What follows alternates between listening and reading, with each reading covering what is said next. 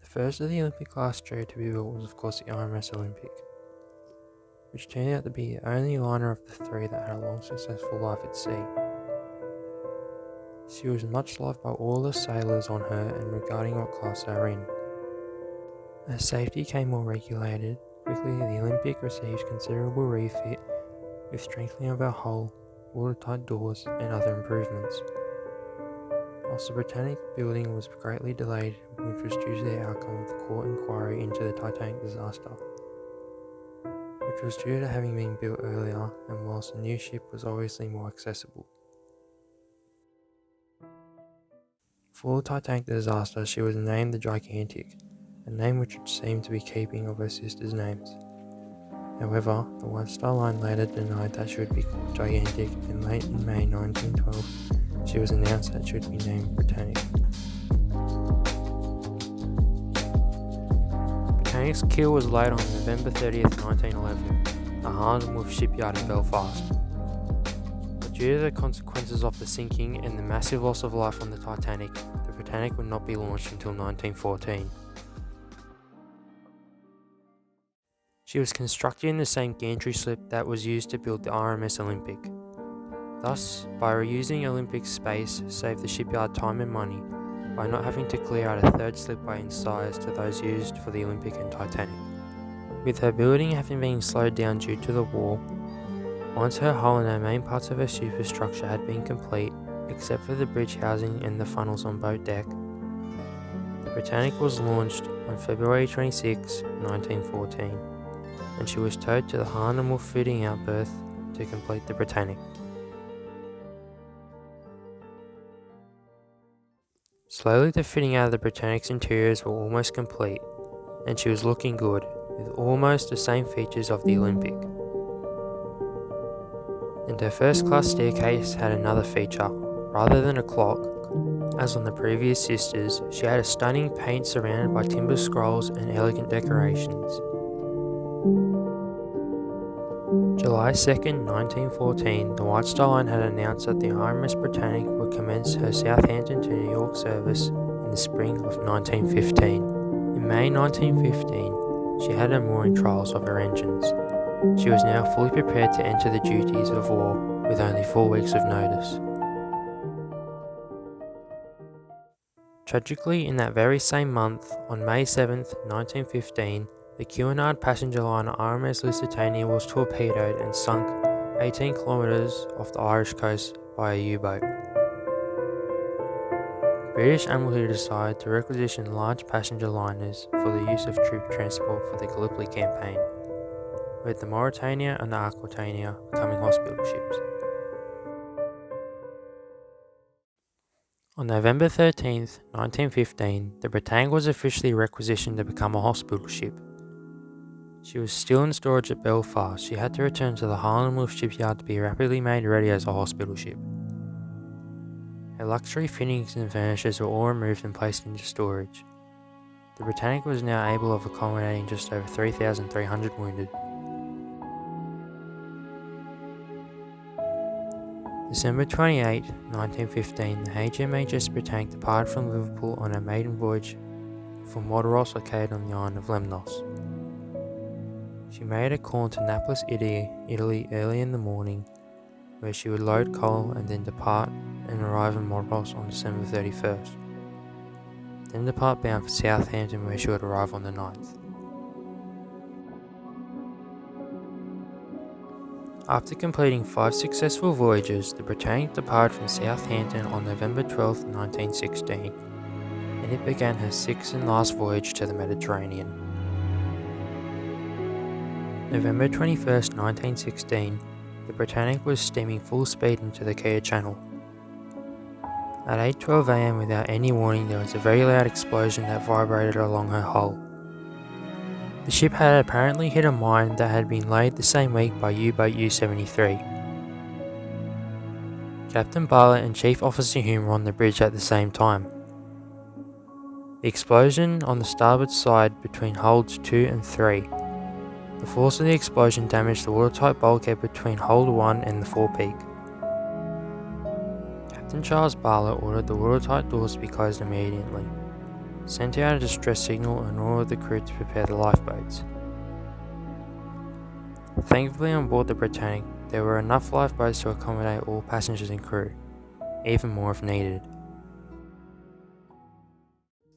The watertight doors between boiler rooms 6 and 5 failed to close properly. Water was flowing further aft in the boiler room 5, and thus the great ship Britannic was quickly reaching her flooding limit. She could stay afloat motionless with her first 6 watertight compartments flooded. There were 5 watertight bulkheads raised all the way up to B deck. Those measures had been taken after the Titanic disaster. The next critical bulkhead between boiler room 5 and 4 and its door were undamaged and should have guaranteed the survival of the ship. However, there were open portholes along the lower decks, which tilted underwater within minutes of the explosion. The nurses had opened most of those portholes to ventilate the wards.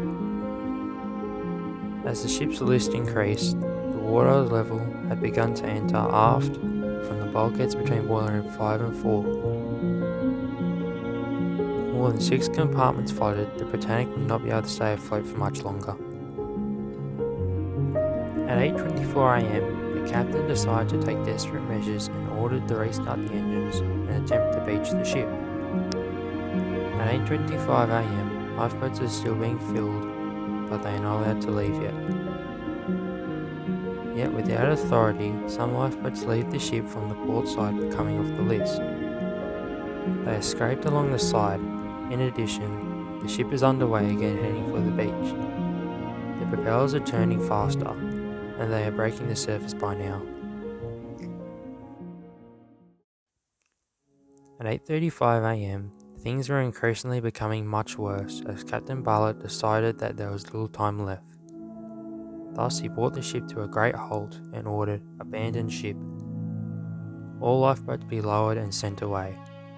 However, he was unaware that just a few moments before he made the order, unauthorized lifeboats left the ship and were drawn into the portside propeller, killing most of the occupants on board. Whilst the third one had a narrow escape, with the propellers stopping second before impact. It is now 8:50 am. Whilst laying idle, the Britannic is sitting more slowly and most of her lifeboats managed to escape without further problems.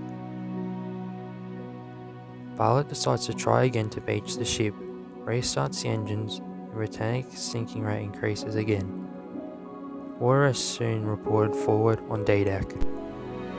9 am, Captain Bartlett is informed of the water on D-deck and gives the order to abandon ship, and Britannic's horn is blown for the last time.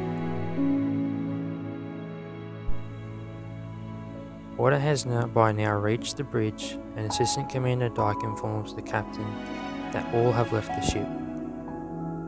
Dyke, Chief Engineer Fleming, and Bartlett simply walks towards the sea near the forward gantry davits. Shortly after, funnel number 3 collapses.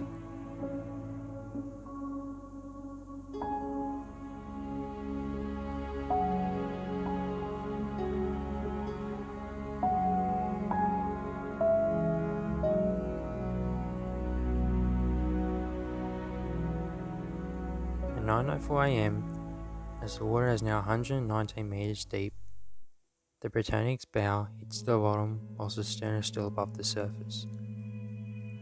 The last few men who were below decks, not seen by Assistant Commander Dyke, have by now left the ship.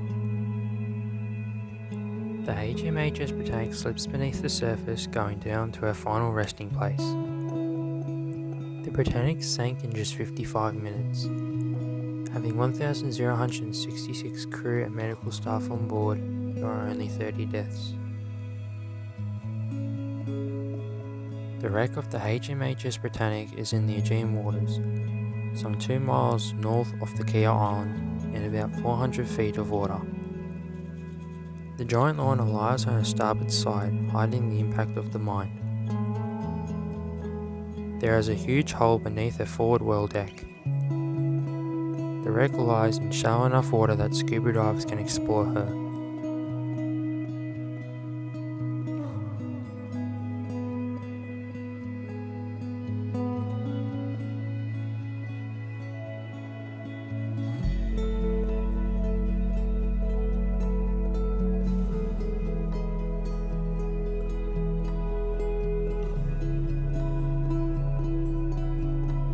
RMS Britannic was a superbly built ocean liner that would have been great to sail for many more years. Like a successful sister, the RMS Olympic, but instead the elegant HMHS BRITANNIC sailed and cared for tens of thousands of wounded soldiers for just under 11 months, and then fell victim to the waters of the Mediterranean.